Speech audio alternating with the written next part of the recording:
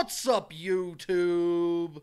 Robert the Monster Among Marks Drap here, back again with my good friend and tag team partner, the chilly heavy metal hippie, Sierra. How you doing today? I was waiting for you to try my intro, and I was waiting for you to mess it up. Nope. But you are absolutely right. It is freaking cold. But I am the music-loving, mosh pit starting, spell-casting, wrestling, reviewing, a little bit inside in the membrane, the heavy metal hippie. And I'm glad to have you on my show with me here. Oh God, this show in my hometown of Houston, Texas. Houston, we have a fucking stable starting.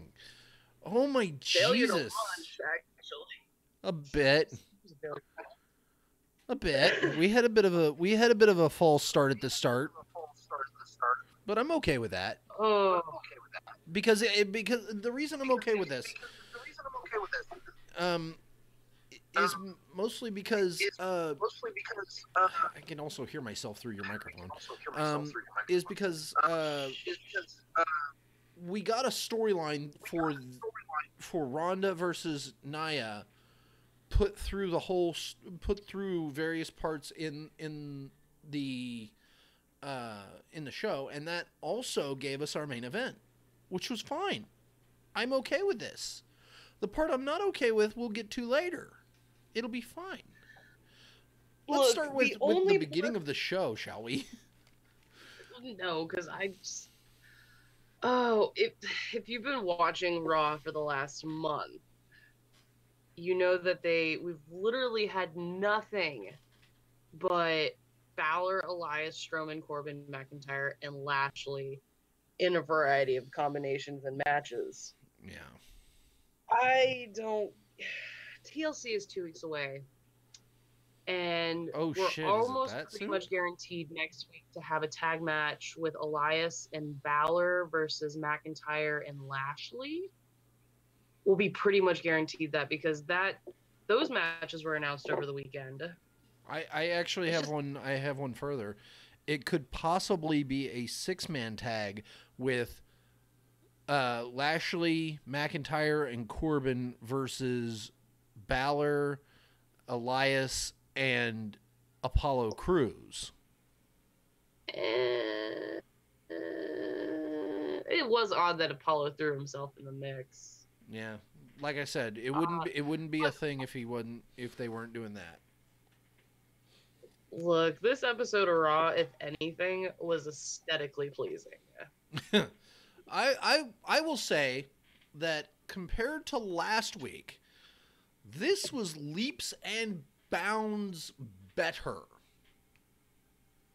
This was far better than last week. Speaking of things that are far better, let's actually start the show, shall we?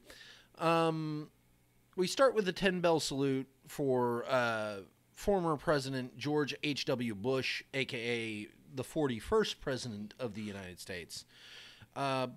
Personal political views aside, it's always sad when an American president passes. So our condolences here from the show to the Bush family. Because, hey, losing somebody is never easy. And I think we can all kind of come from a place of knowing how that feels to say, we get it. It's hard.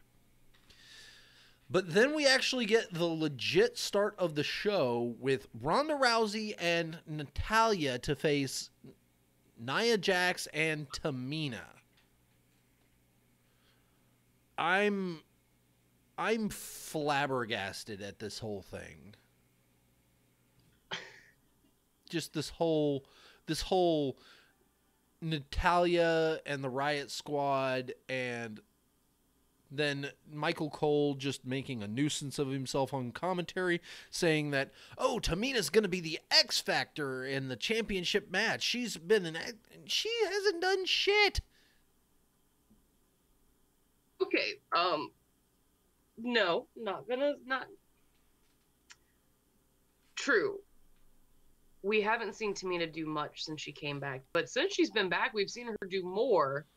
than what she did during the original brand split when she went to SmackDown. Yeah, which was fuck all. Because Tamina has always been like a dark horse for me. I've always really liked Tamina. So to see Tamina, one, get screen time, and two, be in the main event later in that night, it was satisfying for me. I will give you that. But Cole does bring up a good point. Now that we're going ahead with Ronda and Nia at TLC, and Nia has aligned herself with Tamina, yes, we will see Tamina at the TLC match, and it will be interesting to see, the basic what she does to interfere with the match. Is she just a slight nuance, or is she going to do something that's going to drastically change the outcome of the match? Yeah, I mean, we could see anything from Tamina, and that would be basically saying the same thing as, yeah, she was an influence on the match. But before the match can even officially begin, the Riot Squad come out carrying a goddamn table. Tamina and Nia Jax take this opportunity to start beating on Natalya and Ronda Rousey, driving the pair out of the ring. It eventually happens that the Riot Squad put Natty through the table with a super kick power bomb combo before, and Ronda gets a leg drop on her chest from Nia for her troubles trying to stop it. I mean, yeah, it's pretty straightforward. I'm sure if we don't see, we'll see Ruby Riot versus Natalya at some point, because it has been Natalya that's been targeted by the Riot Squad, with them making comments about her father and breaking his sunglasses. And, so I wouldn't be surprised if maybe we saw this like on a pre-show thing for TLC or something like that, or if they would give it a spotlight on another episode of Raw. I have, but it does throw a wrench in everybody's plans. That it does. I have a bold prediction for TLC. Uh-oh. Natty versus Ruby Riot in a table match. They'd have to announce that within the next week. And I mean, with Ruby Riot and the Riot Squad putting Natty through the table, I think that's kind of the signal. That's going to be where we get the stipulation from. Just like how we think that Balor versus McIntyre will be a chairs match. It could. I thought it was going to be announced this week, but nope. Backstage, we get Ronda basically like half carrying Natty and trying to get a pair of trainers to help her. Alexa Bliss then comes out for another open forum with Sasha Banks and Bayley. I mean, I really thought I was watching a repeat of last week. Yeah. Because she's got the two seats out again. She's got Caruso ringside, who, to Graves' point, looked like a Jedi. God, and then fucking Banks, fucking Graves got dunked on by Banks. That was amazing. That was good. And then Renee following it up with the call out later in the night. And he goes right back to his normal ways.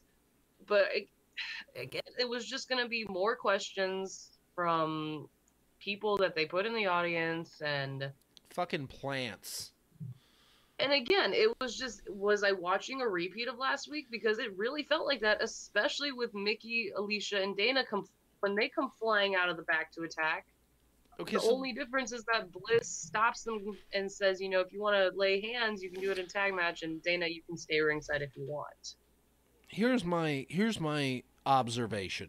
Isn't this the second week in a row we've had some sort of hint towards a women's tag team titles? Because I think Bayley fucking said it. Said the words. Yeah, they did.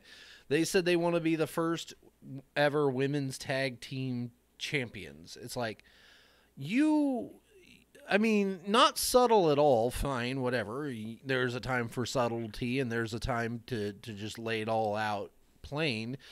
But when you haven't even really talked about it before last week. Well, so on social media, the women have been retweeting the women's tag team signs that people have been bringing to the arenas. They have been speaking about it on Twitter and on their social medias. And a lot of times their social media can end up being an extension for storylines, for progress in the division. So I wouldn't be surprised with how much the women on both brands are talking about these titles, that it wouldn't be something we see, especially with the question of what is your plan for 2019. Yeah. They really had some fucking all-stars as far as the plants go in the crowd. Again, as I said, as you said, rather, Mickie James, Alicia Fox, and Dana Brooke come out to attack Bayley and Banks for no goddamn reason. But Alexa Bliss stops them, makes the tag team match between Bayley and Boston Hug versus Alicia Fox and Mickie James. We get the win because this wasn't a very long match with Sasha Banks hitting the backstabber into Bayley hitting the Bayley to belly, which she needs a new finisher. It's been so long we've said it. Just let her use the elbow drop. It's fucking beautiful when she does it. When she Bayley does use hits the elbow drop, but that's more of something that she brings out on special occasions. Like I said, it's still fucking beautiful. Again, the Boston Hug Connection pick up the win via pinfall.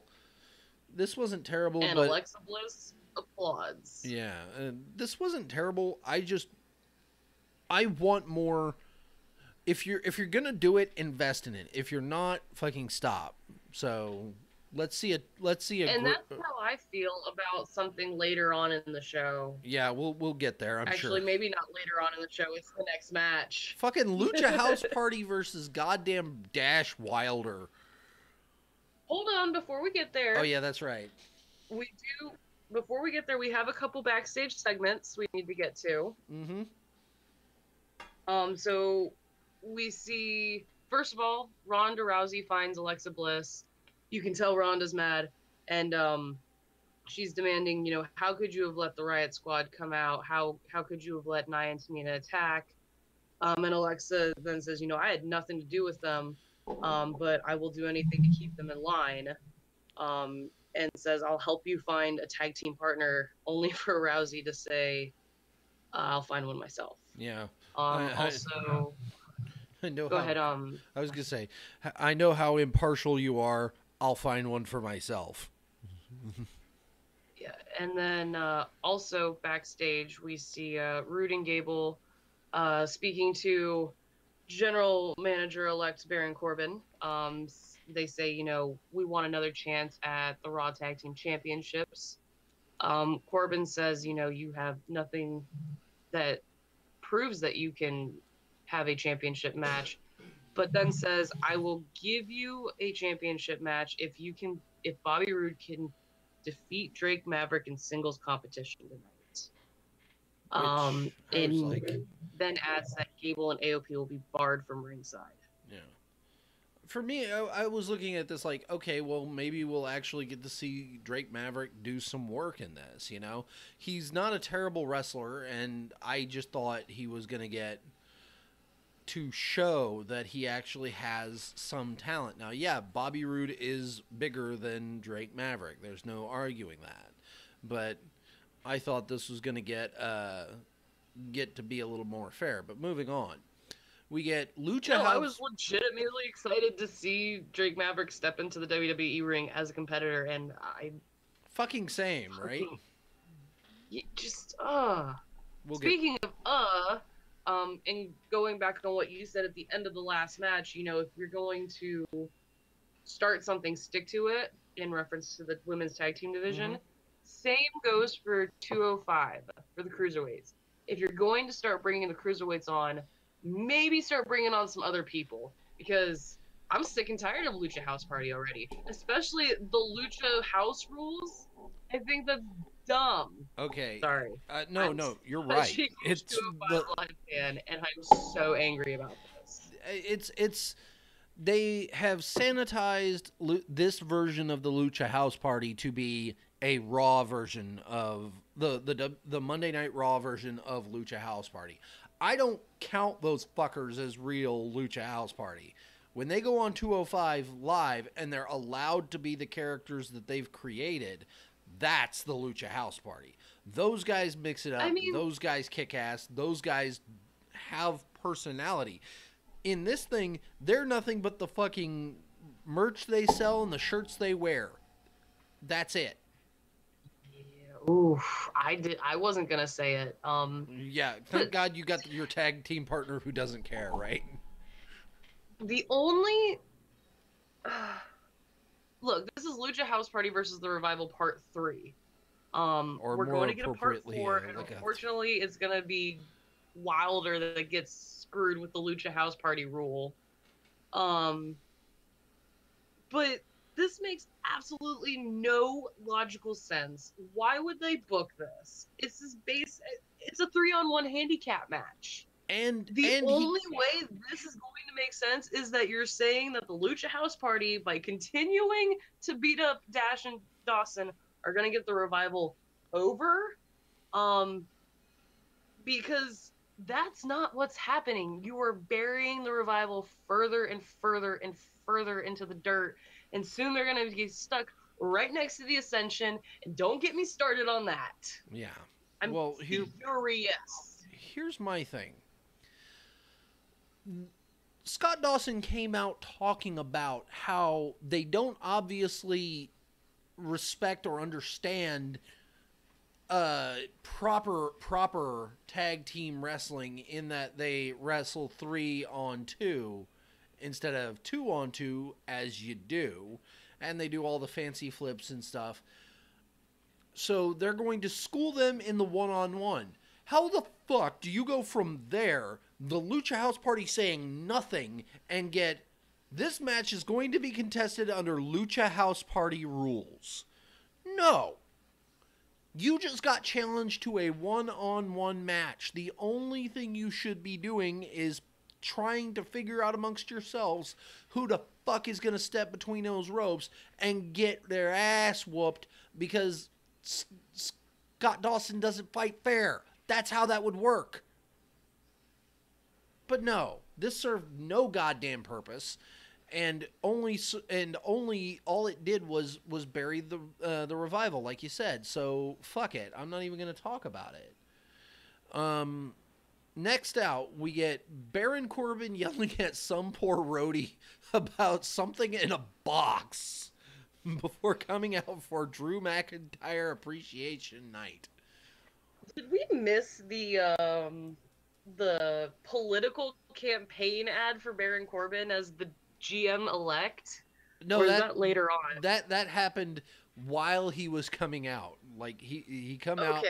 He came out and was like, they started showing the rise of General Manager elect Baron Corbin. And he's like, this is me. This is why this is how I rose through the ranks. And there's another man on this roster who has done the same, who's really come up, and I want to show appreciation for him. Ladies and gentlemen, Drew McIntyre, the Scottish psychopath. Before we get into Drew McIntyre, I have much to say on the issue of Baron Corbin. Mm-hmm. Please do. I can't believe you were going to glaze over this without letting this person speak. I was hoping to skip it. God damn it. It didn't work. Screw you. Look, I've been a Baron Corbin fan since the NXT days. Mm-hmm. I watched this promo package And I realized that WWE is making it so hard for me to continue to love Baron Corbin at the obsessive level that I do. Um, it's an obsession, guys. There's a Baron Corbin beanie. There is his personal store merchandise all over my closet. We're not going to get into that. That's fine. But I need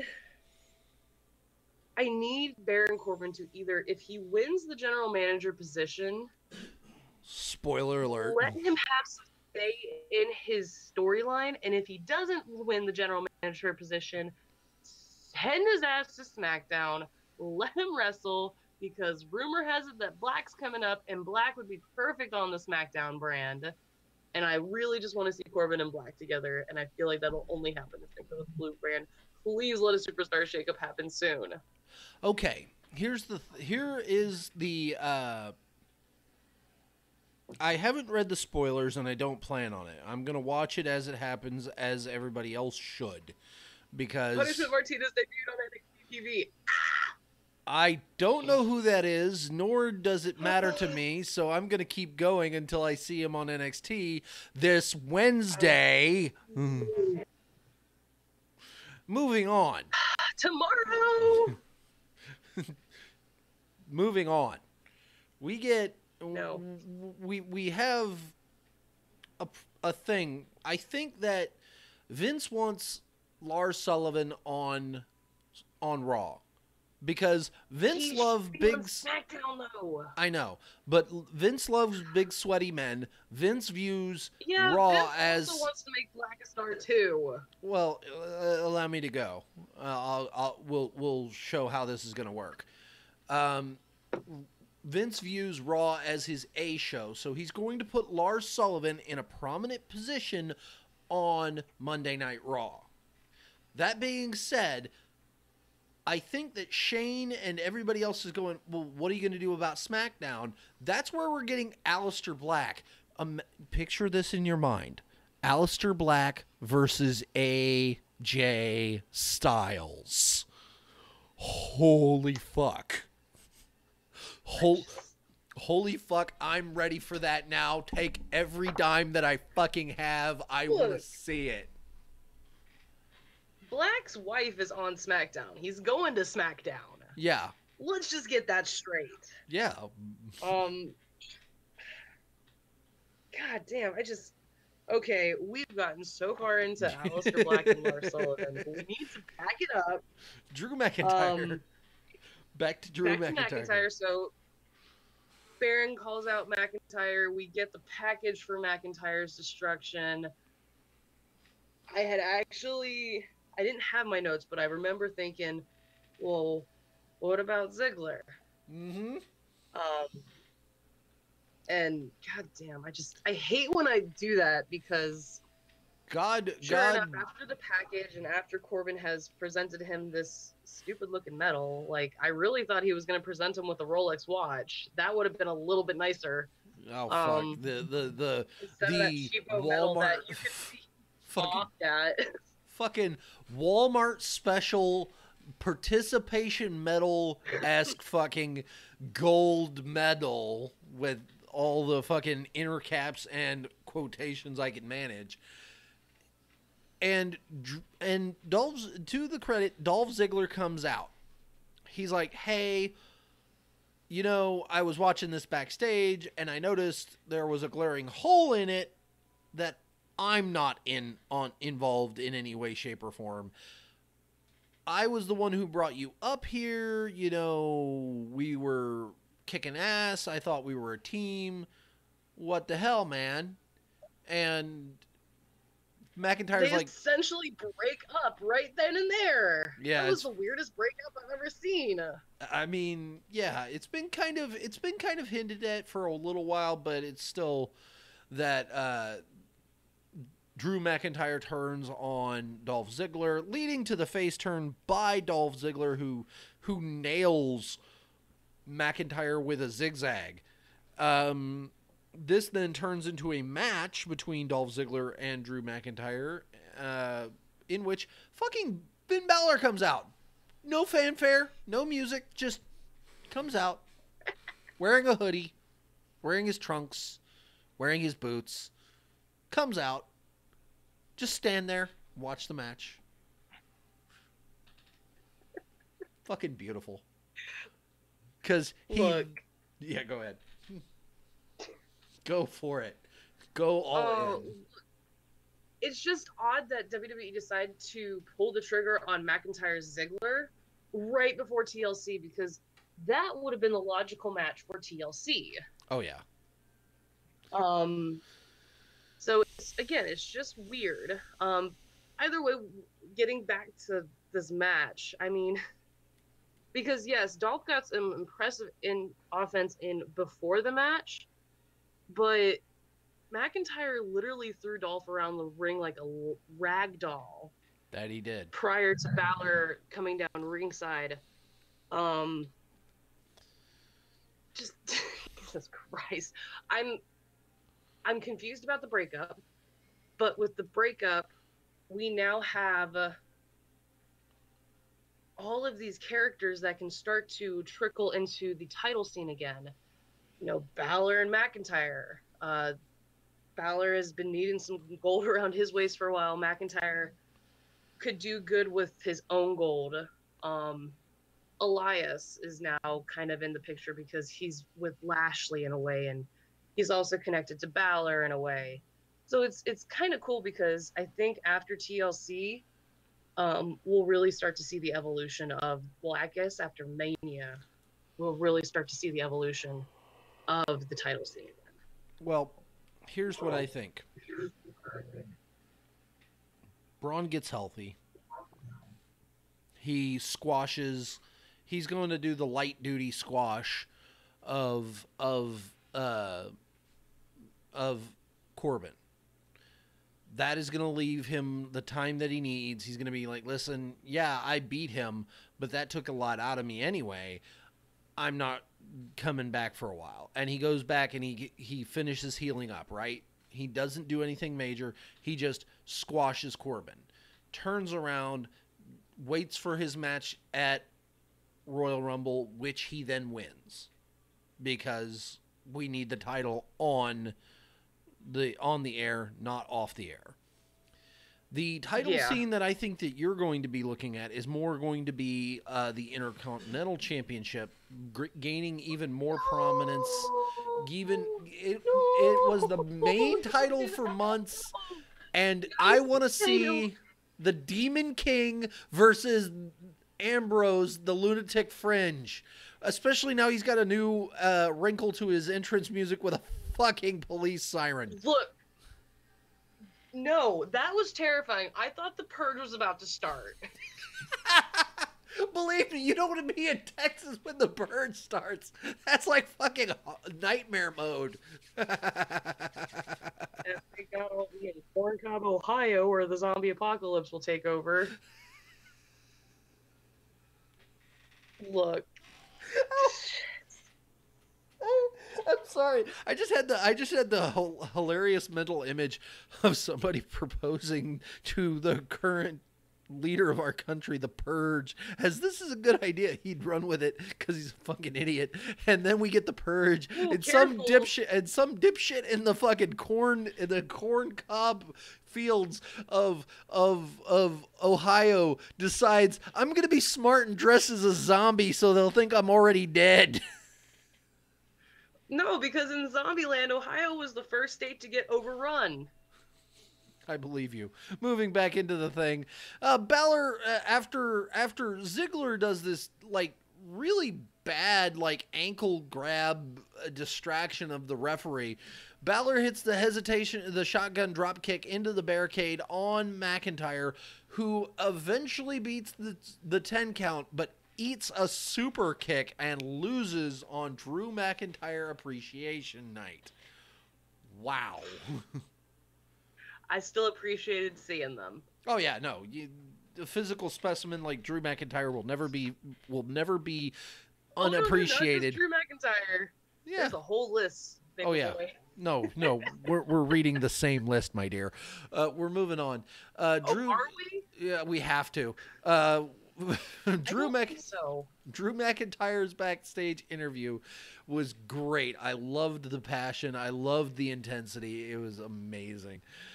Very scary. And then we get Elias. Hang on. I need to my take another sweet drink. angel of music, be still my heart. I love his fluffy hair.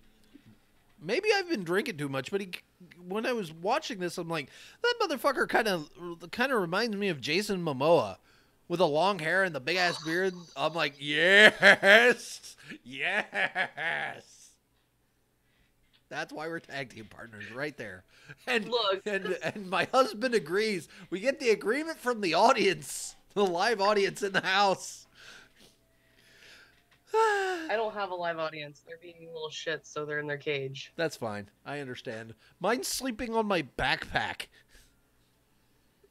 I guess it's comfortable. Look, so we get Elias coming out. We get a beautiful little music reprieve from him.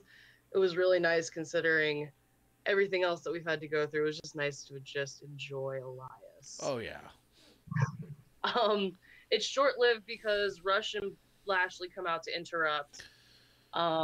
Elias attacks, and somewhere in all of this, Finn Balor comes out and is ready to get into it as well. Fucking Because feeds. he ends up throwing Rush onto the stage, and Elias just takes to poor Rush with the guitar. That was beautiful. I loved it.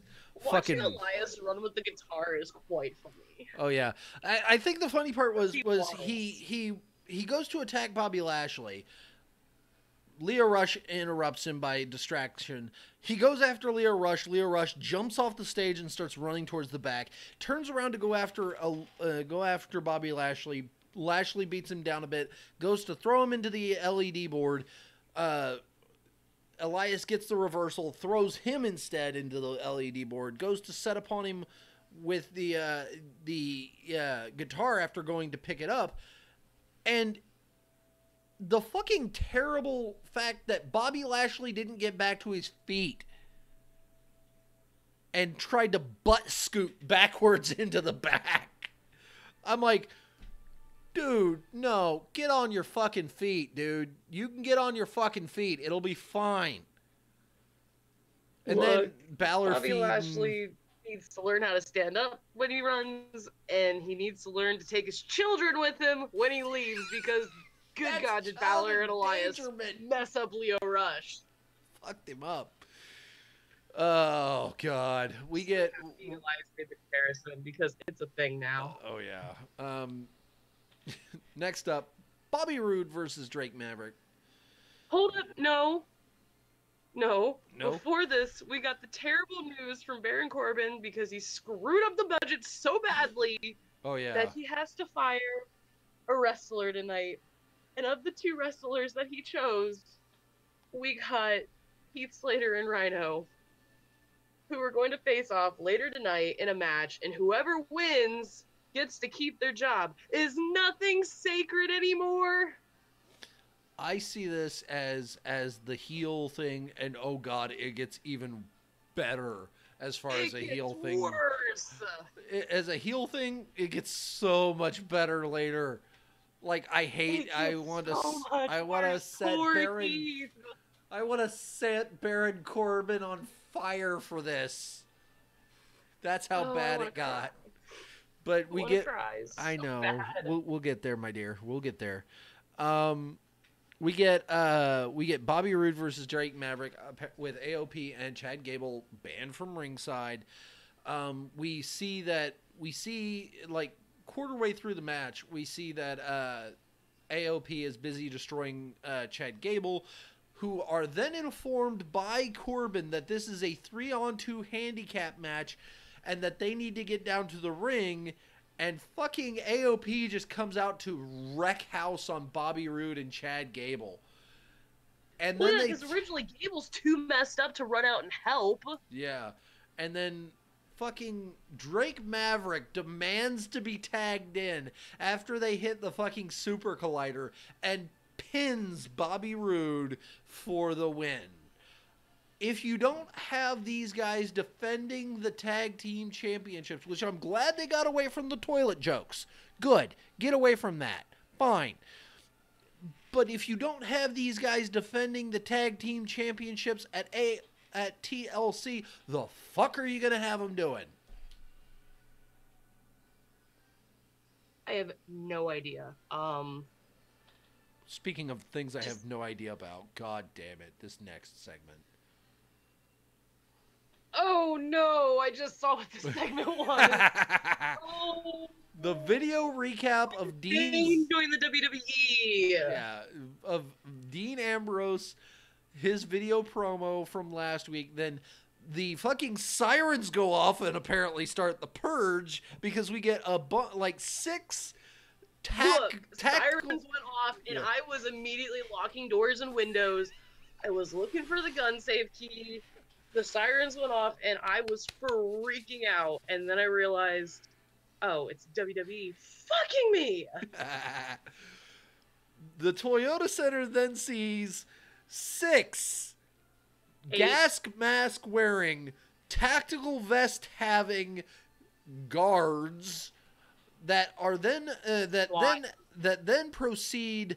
There was heavy air quotes there, my dear. That then proceed Dean Ambrose and his entrance music, but the fucking sirens don't stop, leading me to realize that this is Dean deserves better. Oh, he comes. Dean deserves so much better. Comes out wearing a gas mask and starts saying that he can't breathe the air in this slum of a city called Houston. My dear boy. How's that make you feel? I was like, son, let me sit you down. I got some explaining to do to you. Son, I think you guys are the same age. I can still say that then. It doesn't matter you're older or younger. I can still say son. I got the gray in the beard. I got the gray in the beard to prove it. Look. I got to meet him as a face, and I think the worst part of that whole experience was that he said, "Thanks, kid." I was just like, "Are you fucking kidding? I'm 20-something years old." It's okay. I would have. Look, I just, I can deal with the Dean Ambrose hazmat angle. I can deal with this weird germophobic Dean Ambrose that is yet still a heel. It needs to change after the Seth Rollins feud because I don't know if I can continue to deal with it. Well, I mean, his whole thing with Rollins, and this gets me back to my earlier point. With Rollins moving on to bigger and better things, I want to see the next person challenge him being Finn Balor because that would be amazing for him. And for Finn to bust out the Demon King to really fuck with him in that sense would be amazing. Speaking of amazing things, I worry that the Demon King is almost a thing of the past. It's going to be very occasional, guaranteed. Speaking of things that were unexpected, the entire Toyota Center starts chanting, "We want Rollins." And Rollins does come out to clean house before Dean he throws Dean over the barricade. They fight into the audience. They come back. Dean grabs a gas mask, which for some reason adds damage because it's a weapon, and hits Seth Rollins before nailing him with 2 dirty deeds. He has the gas mask of ventilation. It's +2 damage when wielding. I'm not taking stats on that. I won't do it. Because if I did, it would actually be a -3. Because you can't. Look, it's an improvised. Cannot talk about Heath Slater versus Rhino. We're getting there. I'm sorry because I want to make next. I want to make one mention. I also really need to leave you for 3 minutes. Okay. Let me see what I can do about this part here. We're going to turn that part off, and I've got to get the... I'll be right back. Yeah, you will. Boop. There's that part. Sierra Thumb. Woohoo! I kind of actually wish that she was here to talk about the fact that fucking Renee dragged Corey Graves hard. Like, fucking wow. Corey Graves is like, does what he did last week, did what he did the couple weeks before, in saying what is going on inside the mind of Dean Ambrose Renee. Can you tell us? And Renee's like, listen, I don't always know what's going on inside his head. He's his own person. He does his own thing. I can't tell you any more than I've already told you because I don't know. I can't tell you what's inside his mind. And more than that, this is husband and wife. What goes on behind closed doors is just that, between the two of fucking us. And I was like, wow. Get him, Renee. Isn't that right, Sierra? What's going on behind closed doors? I figured out where you were, and yes, I definitely marked out for Renee Young at that moment. But Jesus Christ, it was the worst.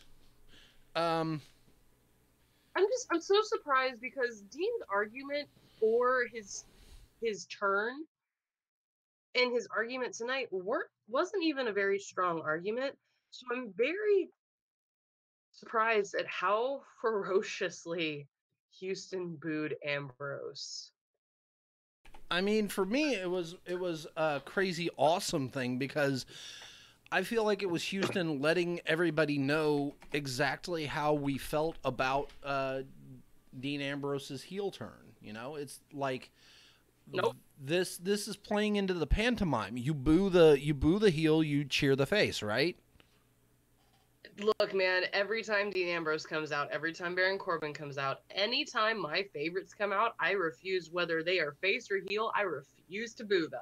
Well, I know that, but I'm saying that very much like when you watch shows in the UK, very much when you watch shows in Australia and places like that, it's you understand and you expect the reactions that they're supposed to get, like in the realm of theater, where a bad guy would get booed, a good guy would get cheered. This is the same thing.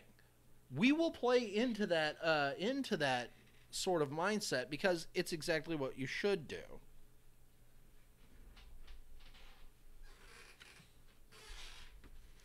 You didn't talk about the match I wanted to avoid, did you? Not yet. Because I was busy talking about the fact that fucking Renee like snatched Corey Graves' wig so fucking hard, Michael Cole had to stop it. Michael Cole looked over the situation. No, Michael Cole was like 3 seconds after Renee stopped talking. He's like, you know, we're gonna put this aside. We're gonna get into the next match, which is yeah, we're gonna put a pin in that with Heath Slater versus Rhino. I mean, they entered together. Oh, this hurt. This hurt so much, especially because Rhino went right for Slater. It's just like, are you kidding? You have so much history. You're basically a couple. You eat cheese whiz and crackers at their house every Wednesday. And I love what happened after, but we'll get there. Slater hits this weird. He hits a neck breaker. Yeah, he hits a running rope neck breaker, and gets the pinfall victory on Rhino. And then after the commercial, we see Heath Slater backstage with Baron Corbin. He's like, and Baron Corbin's like, "Hey, congrats on the match." He's like, "Yeah, congrats on the win. I'm glad you get to be here." And I'm like, "Yeah, I'm glad I get to be here too. Now, what can I do for Rhino? Is there anything I can do for him?" He's like, "No, dude, that part, that's over and done with. But I have a thing for you." And he goes to hand him, and he's like, "Wait, no, I'm in an in-ring. No, you thought you were going to be an in-ring competitor? Hell no." He hands him a ref's jersey. Oh, I regret typing Rhino in. Fucking wow. This was if the rumors are to be true, Rhino has pretty much retired. I Well, didn't know if this could have been like a storyline angle into Rhino going into SmackDown, but just based on what I saw when I typed in his name, seems like yeah, he's retiring. I I mean, don't know. Is he still like the mayor of his town? I don't know, but I do know this. He's been in the game for quite a long time and doing as much work as he's done. 23 years. Yeah, and he might have only been working house shows, but still, that's a lot of work. And collecting the paycheck for as long as he has, and you can't tell me that he won't be a future Hall of Famer because I fucking deny you, and I will say that he will be a future Hall of Famer, probably first ballot. I mean, so you did mention, he did do a lot of work doing house shows with WWE, but you also have to think of, the rest of his 20 of the we'll say 21 of the 23 years was his house shows. The other 21 years, he's got so much history in ECW, Oh yeah, TNA. He did yep. Ring of Honor. Mm-hmm. You just People know the name. I don't think. Yeah. So I mean, we get to move on, unfortunately, from this into I believe it was Jinder Mahal talking to Baron Corbin, like telling him that he can solve his problem for him with Balor and telling him to Shanti. Shut the fuck up. Exactly, right? We then move into Finn Balor versus Jinder Mahal. It actually goes very much in Balor's favor until the Singh brothers interfere, stopping Balor from hitting the coup de grace. But that doesn't stop Apollo Crews, of all goddamn souls, from showing up, nailing out the Singhs, allowing Balor to do what he does best, and picking up the win. I like it. Give Balor a win. Give Balor something. Right? Backstage, we get an interview with Finn Balor, who is blindsided by Drew McIntyre. Okay. Future title feud. Yep. Next up, the red one. Right. Next up, Lars Sullivan promo with an actual promo that he probably cut himself in a terrible video. God, I hated that. Dude, I'm pretty sure I've seen that same video package on NXT. Maybe. Probably. I think it was right before, it was either before the North American Championship ladder match, or he did it. He probably did it right before. Takeover match. I want to say he probably did it right before he came in, because he was talking about. I mean, because he says the same thing over and over and over and over again. Yeah, well, so do a lot of the other superstars. Moving on, Nia Jax versus character though. I know, Nia Jax and Nia Jax and Tamina versus Ronda Rousey and her tag team partner that she has chosen, Ember Moon.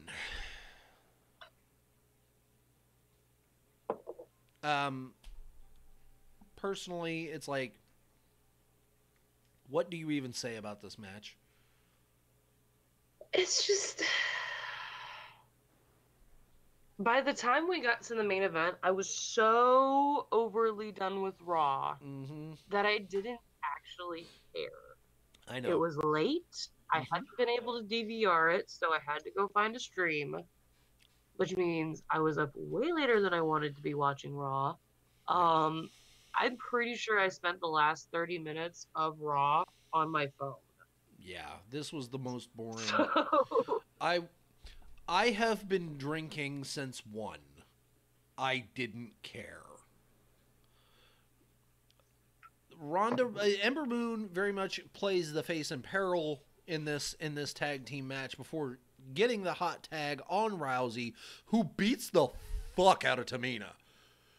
And I gotta say this, and I said it, I typed it at the end, but I'll say it here now.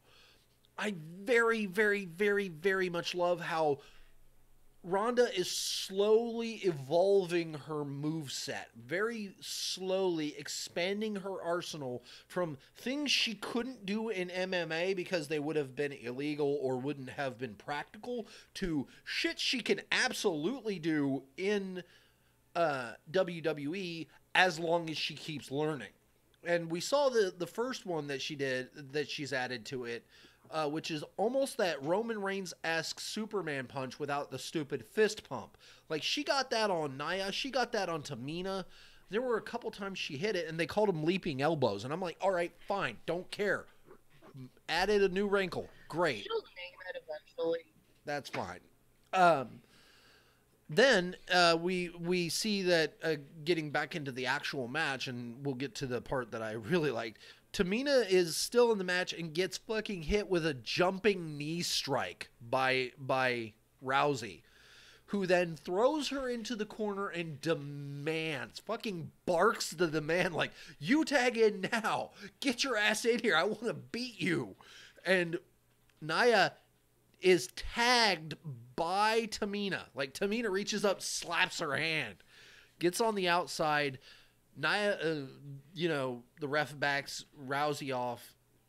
Nia's standing in the corner like she's going to get ready. And then she tags Tamina and slips out. And then Rousey fighting Tamina again gets knocked into jacks with that big man or woman in the match getting thrown into the shoulder post.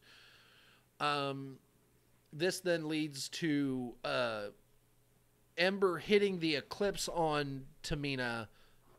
Ronda locks in the armbar. Tamina taps very quickly. And the faces stand tall over the heels. I mean, I rewatched this match this morning because I knew I didn't get to enjoy this match. So when I rewatched it this morning, this actually was a pretty fun match, and this was a good way to end the show. Really, the best way this show could have ended without Drew McIntyre coming out with his goddamn temper and his unbridled fury, and I'm going to stop. Yeah, just start ruining all of the faces in the back. That would have been great. But I believe that concludes the show for Monday Night Raw. That it absolutely does. Personally, over last week, this show for me was a solid 6. I will get a 6 out of 10. This did better than average because they set the bar so low last week. It was a fucking 1 last week. This week they had a little bit more coherence. This week they had better feud, better through line. Great. I wonder if this is a ploy that the WWE is coming up with to make the last few shows before a go-home show so terrible that we have such low expectations going into the go-home show. That way, when we do get something good, we immediately say that it's infinitely better than what it's been. I mean, you could be wrong, but I doubt it. I think I could be right, but I doubt it. No, I don't doubt that you're right. That's the thing. It's like but I doubt that I'm right. That's okay. That's what you got. I doubt myself a lot. We all have that problem. But as my main roster predictions show, we're gonna not my NXT predictions. We're gonna move on. We want to thank you all for watching. Please like, comment, subscribe, share all those wonderful things down below. Hit the bell for the notifications. Follow the show on Twitter at InMoshPit. I'm at Rob's Random ROMs. She's at Heavy Metal Hippie. We will see you all tomorrow night for the SmackDown Live review. Hopefully it continues to kick ass. Later. Bye.